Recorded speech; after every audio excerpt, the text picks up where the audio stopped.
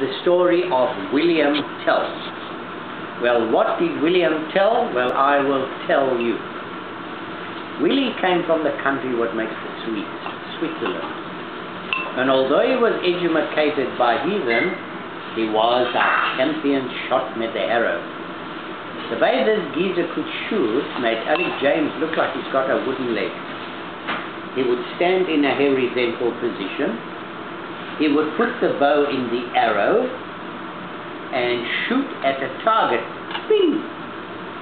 Well, if he didn't hit it right in the middle, what you could be absolutely positive... No, Bern's telling a story. Okay, go carry on, Bern. If he didn't hit it right in the middle, what you could be absolutely positive that he would reach it right in the center. Now, this country called Switzerland, they had it a business. They were exporting milk chocolate. But the country from the next door neighborhood also started exporting milk chocolate. But it was not milk chocolate.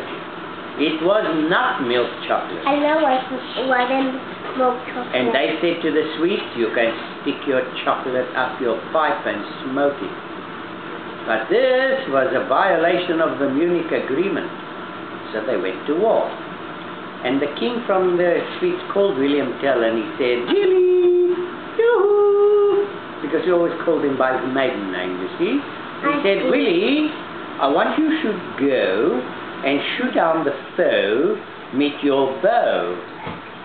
So Willie hides himself in the Alps, disguised like a piece of snow, and he takes a free kick with the arrow. Well, from the enemy, some was killed, some was wounded, and the rest was put into a constipation camp. But Willie was captured. And the king from the other country said, Tell, I want you should tell me the secrets from the Swedes. If you do, he says, I'm going to make you a sleepless partner in my business. We'll go half and half, 60-40. But Willie wouldn't talk, so the king sent for the prime misery of foreign repairs.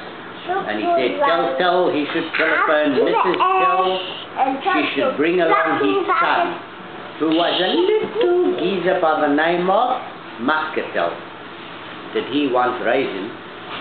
Well, to cut up a long story square, we come on a big sledge with 2 reindeers. And the king says, Tell, if you don't tell me how many gums you got in the sweet store, you will shoot it an apple off from your son's nut. But Willie wouldn't talk, so they took him out in the backyard, and there stood poor little Muscatel. Guys, we're just finishing the story. Yeah. Okay. And there stood poor little Muscatel with a apple where should be Tilbury hat. So Willie wouldn't talk, but in his heart his knees were shaking, because he was frightened what he might give poor little Muscatel too closely a haircut. Anyhow, he stood on the bowline right outside the penalty area, and he took a free kick with the arrow. Well, before you can say 1-2 cock Rubenstein, the apple fell on the floor in 3 halves. 3 halves. Don't you understand properly English? Well, the king was so surprised what he said, Go home, William Tell, and take with you your little son Muscatel. And he puts in the paper the results of the war, what it is a draw, 6-7. And if you don't think this is a properly true story, you can look it up in the Concyclopedia Harmonica. Mama, thank you. Mommy, I can't, Mama.